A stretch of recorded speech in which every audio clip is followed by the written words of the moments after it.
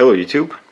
You may have noticed if you're subscribing to my channel, I haven't posted videos for a while, but what I wanted to show you was a pistol that I made in my YouTube absence, basically. I've been working on this Commander build. This was built on a government frame, converted to Commander, and basically I'm done. So I wanted to share it with you. I took some video of me shooting it, of my friend shooting it. So I basically wanted to show you what I've done on this build and what it looks like. So as you can probably see, I have a magwell on it. This is now this is a soldered on magwell made by Stan Chen, and it's a permanent magwell. And you probably can notice that it doesn't extend the grip size at all. Instead, what you probably notice is the bottom grip screw is very close to the magwell.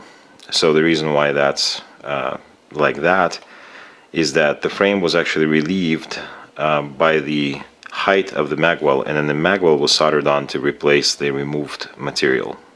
So essentially the grip size is exactly the same as the government's size grip, but we now have a magwell. And I'll show you that magwell in a second. So here it is.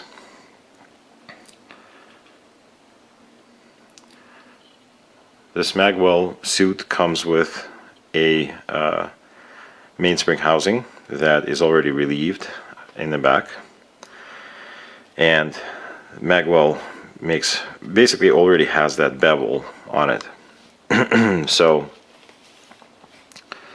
you can see the seam where the magwell stops and the frame begins. You can also see little seams here on the sides, just a little bit away from the mainspring housing. That's the remaining frame.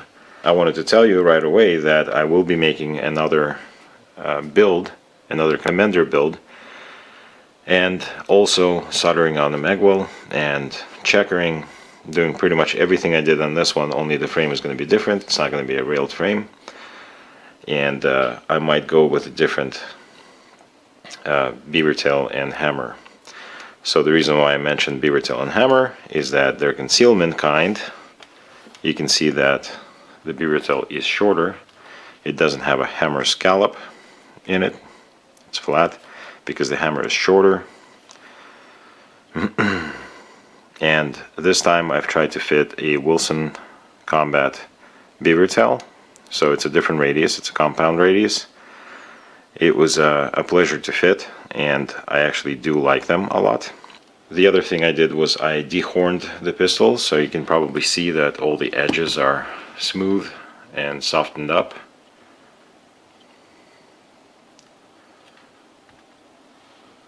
You should probably be able to see that. Chamfered the bottom of the slide again. And because this was a government frame, it extended all the way out here straight. What I decided to do is create this scallop, or continue the slide scallop rather, into the frame. And I kind of like how it looks, so I just basically filed the top portion of the frame down to kind of continue that scallop. As you can see, using a lot of Wilson Combat parts on this pistol. You can see that I undercut the trigger guard a little bit, checkered the front strap with 30 lines per inch, checkered the rear strap with 30 lines per inch. Oh, I'm using a 2011 mainspring housing pin. So you can see the magwell is obviously a lot thicker than the frame, wider than the frame, and this pin actually fits very nicely. So, kind of happy about that. This is a fusion slide, serrated on top. Oh, and I'm using EGW monogrammed bushing and spring plug. And you can kind of tell how they're different because the spring plug is full diameter, basically head, and the bushing fits into the plug. Hopefully you see that. So It's a very clean looking setup, which I like. This pistol has my logo on it. Hopefully you can see it. After it's been bead blasted, it's not actually as much of a contrast as I was basically designing the logo for. So that was a little disappointing, but overall still not bad. So far it's had about I want to say 500 rounds through it, with only one failure to feed in from one magazine of 9 magazines. All in all, this pistol turned out pretty well, I think. And now let me show you pictures of progress and some footage of us shooting the pistol.